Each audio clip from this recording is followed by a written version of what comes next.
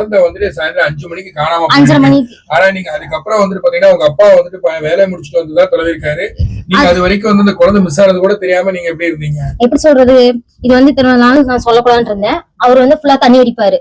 சரிங்களா, நான் சொல்லிடுறேன். நான் அவர் தண்ணி அடிக்கிறப்போ என்ன பண்ணிருக்காரு, முந்தானத்து அவர் குழந்தை காணாம போறக்கு ஒரு நாளைக்கு முன்னாடி கருப்பு கலர் ஜூஸ் இந்த மாதிரி ஜூஸ்ல வந்து வாங்கி கலந்து ஃப்ரிட்ஜுக்குள்ள வச்சிருந்திருக்காரு. அது எங்களுக்கு தெரியல. தெரியாதப்ப என்ன பண்ணிருக்கேன், எல்லா வேலையும் நான் முடிச்சுட்டு தூங்கி எந்திரிச்சிட்டு ஒரு 2 மணி இருக்கும்.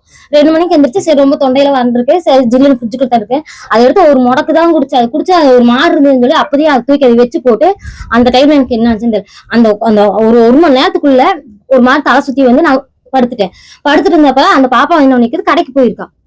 அந்த டைம்ல இந்த மாதிரி ஆகும்னு எனக்கு தெரியாது. இவன் எதுக்கு வாங்கி அதை கலந்து வீட்டுக்குள்ள வைக்கணும்? இதே குழந்தை எடுத்து குடிச்சிருந்தா என்ன ஆகுறது சொல்லுங்க. இப்போ நீங்க அதே வீட்டுக்குள்ள பியர் பாட்டில், வாட்டர் பாட்டில்ல சரக்கு இதெல்லாம் இருந்தது, ஒரு போட்டோ ஒண்ணு வெளியாயிருக்கு. அது நீங்க பாத்துட்டீங்களா என்னன்னு தெரியாது. அது வந்து ரெகுலரா இருக்கு, உங்களுக்கு வந்து மது பழக்கம் தொடர்ச்சி இருந்துட்டு இருக்குது அப்படின்றது சொல்றவங்க 1000 சொல்லாங்க சார். இப்போ நான் சொல்றவங்க 1000 சொல்லலாம். இத்தனை நாள் இதெல்லாம் வெளியே வராது, இப்ப எதுக்கு வரணும்னு தான் நான் இப்ப அந்த வீட்டுக்கு போய் 1 மாசம் ஆகுது. அந்த 1 மாசத்துல என்னை பத்தி அவங்களுக்கு என்ன தெரியும்? இந்த 10 வருஷமா அவங்க கூட நான் இருக்கேன்.